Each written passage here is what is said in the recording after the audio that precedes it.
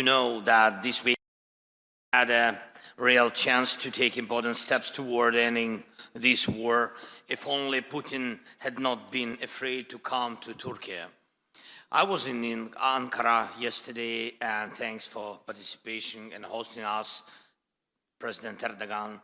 And I was ready for a direct meeting with Putin, whether in Ankara or in Istanbul, and not just for a meeting, but to resolve all the important issues to my mind.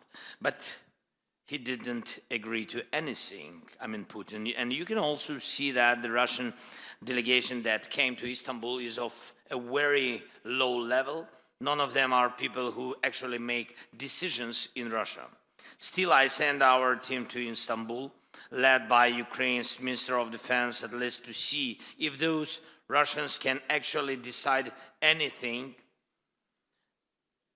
Our number one priority is a full, unconditional and honest ceasefire.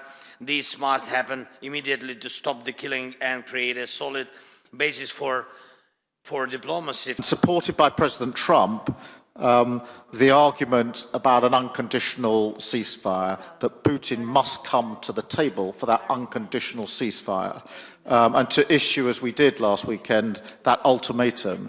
Now, having issued that ultimatum, we must be prepared to follow through, because if Russia won't come to the negotiating table, Putin must pay the price. And I think yesterday, as already been mentioned, was further evidence that Putin is not serious about peace.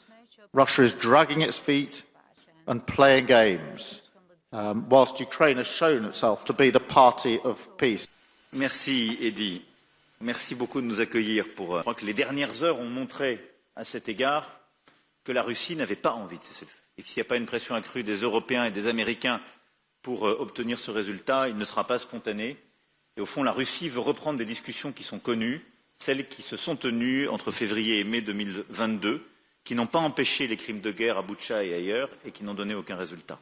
Et nous devons pousser sur ce chemin et bâtir une paix juste et durable pour l'Ukraine. That is why we will continue to stand by Ukraine and to strive for this war to immediately come to an end, because our security and freedom depend on restoring the force of law over the law of the strongest. And speaking of Europe and freedom, I believe it is nothing more European than a people willing to risk everything to defend its own freedom and independence.